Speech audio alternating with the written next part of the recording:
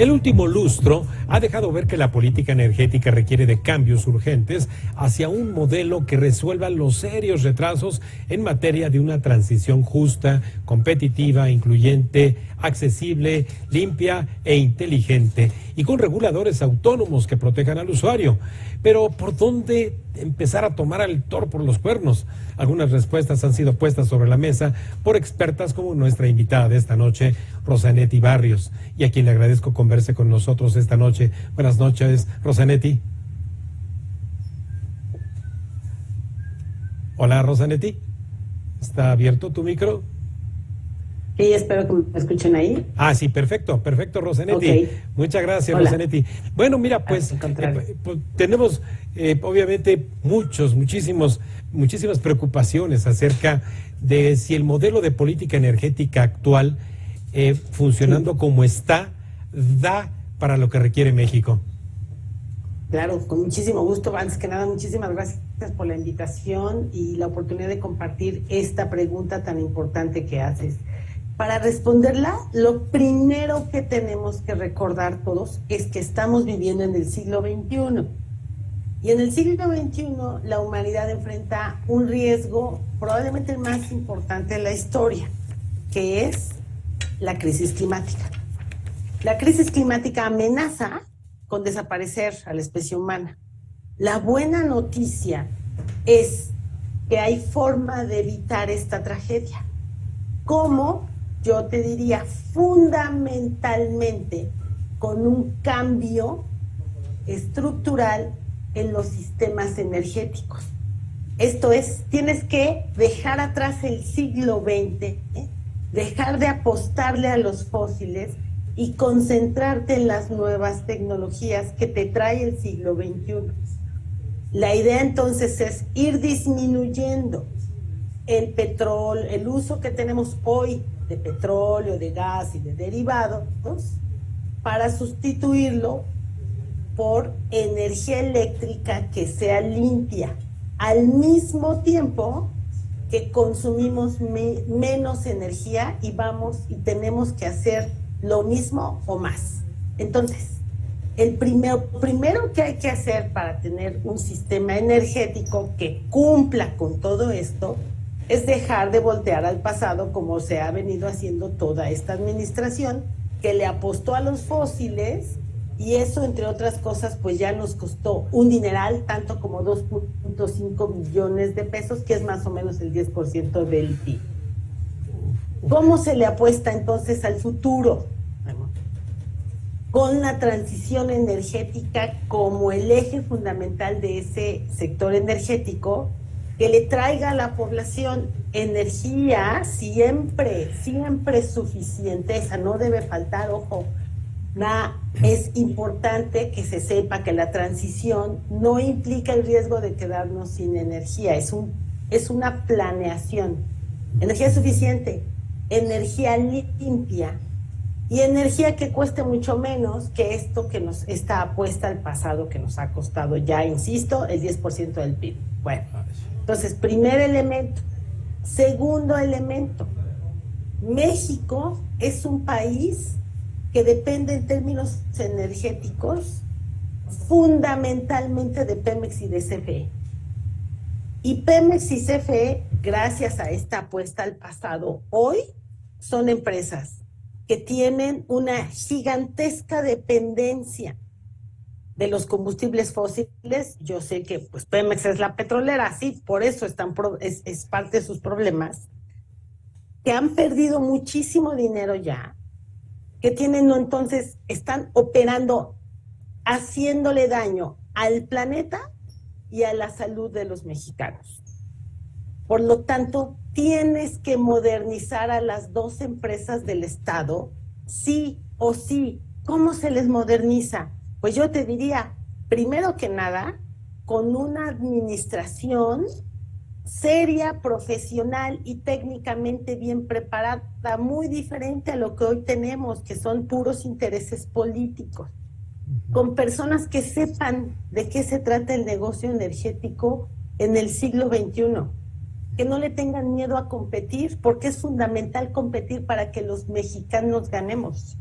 que no le tengan miedo a probar nuevas formas de energía, concretamente en el caso de Petróleos Mexicanos, que no se aterren y que no se, digamos, acusen de traición a la patria por la idea de cerrar un par de refinerías, cuando lo que se está diciendo es: tienes ya que empezar a subirte al siglo XXI. Entonces, segunda condición, si tú no modernizas a tus empresas del Estado, a Pemex y a la CFE, no vamos a conseguir nunca tener energía suficiente, limpia y barata. ¿Qué más hay que hacer? Pues hay que construir un montón de infraestructura. ¿De qué? De todo. De generación, líneas de transmisión, líneas de distribución, almacenamiento de todo tipo de energía, de gas, de electricidad, de gasolina y diésel, porque México carece de todo esto. Oye, ¿y de dónde vamos a sacar todo el dinero que se requiere para transformar nuestro sector energético, que tiene que seguir consumiendo, vuelvo a repetir, hidrocarburos, pero se tienen que producir y manejar y distribuir esos hidrocarburos de una manera mucho más limpia como se hace hoy? Pues necesitamos inversión, muchísima inversión. ¿De dónde va a salir esa inversión? Si tenemos, por un lado, a un Petróleos Mexicanos que este gobierno ya quebró. Hoy Pemex ya no le puede pagar ni a sus acreedores financieros ni a sus proveedores, ya no puede pagarle derechos, impuestos, digamos, a los al erario, porque este gobierno la quebró. Entonces, ¿de dónde va a salir la inversión para tener el Petróleos Mexicanos moderno que necesitamos, limpio que necesitamos, la CFE limpia que necesitamos y toda la infraestructura? Pues no hay nada que pensar. Tiene que ser una participación conjunta de iniciativa privada y el Estado mexicano. La Constitución hoy dice en qué pueden participar la iniciativa privada y qué es exclusivo del Estado mexicano. Aquello en donde puede participar la iniciativa privada no se decidió por una, digamos, de manera visceral. Hay un análisis y evidencia profunda que demuestra que la CFE para generar electrones es excesivamente cara. Llega a costar hasta 10 veces más los electrones que salen de una planta de la CFE respecto a los que salen de una planta privada. Y la evidencia así total de que Petróleos Mexicanos es muy malo para refinar, pues son los 800,000 millones de pesos que ya perdió estos 5 años porque lo pusieron a refinar. Además, por supuesto, de los daños a la salud. Entonces, ¿qué hay que hacer? Hay que invertir, que las empresas del Estado inviertan en aquello que les sale muy bien y que nadie más puede hacer, como es transmitir y distribuir electricidad, y que la inversión privada llegue y produzca y construya todo lo demás que hace falta. Ojo, siempre bajo la rectoría del Estado. Sí. Con un Estado rector que no es un funcionario público sentado en una oficina diciendo tú sí, tú no. No, es un cuerpo de reguladores técnicamente muy calificados, que tengan visión de plazo, justamente, que tengan capacidad técnica suficiente para ver qué infraestructura necesita México, cómo se determinan, en qué tarifas, en qué se determinan. Hay que revisarle las tarifas a la CFE, por ejemplo. Hay que revisar todos los servicios que la CFE proporciona para que la CFE no pierda dinero. Bueno, todo eso es rectoría del Estado, pero bajo la figura de reguladores. Entonces, esa es otra condición fundamental. ¿Qué otra cosa se debe hacer? Yo te diría, pues en principio hay que coordinarse con los estados y los municipios. ¿Por qué? Porque México es diverso. México es un país cuyas regiones son distintas tanto en la problemática energética como en los recursos que tienen. ¿Y quién conoce mejor los recursos y la problemática, las soluciones posibles y la problemática? Los estados y los municipios. Hoy, lo que hoy hemos vivido es una ausencia total de coordinación con los estados. El gobierno federal abandonó a los estados, todo se decide desde el centro. Necesitamos un planteamiento que incorpore la opinión de los estados y que haga México una federación fuerte. Necesitamos también transparencia y rendición de cuentas, justo esto que no hemos tenido hoy. Lo único que sabemos es que las obras faraónicas cada día salen más caras y terminan, digamos, operando un ratito y fallan, o definitivamente sin operar, como es el caso de Dos Bocas. Rosa Netti, pues ahí está puesto, sí. Entonces, ahí está puesto entonces federalismo energético, competencia, rectoría Exacto. del Estado. Exactamente, y yo te diría, ¿y luego qué va a pasar? Si sucede todo esto que estamos diciendo, sucede que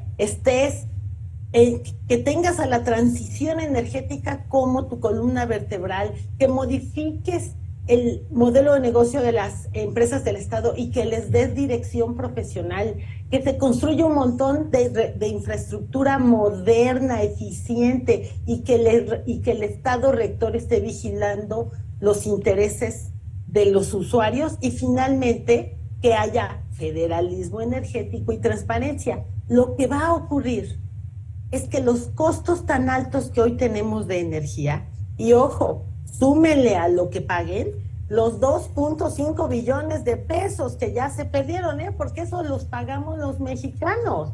Conforme vayan bajando esos costos, entonces estos subsidios generalizados que se tienen que dar todo el momento para que las tarifas suban, porque no dejan de subir, suban con inflación, ya no se necesiten.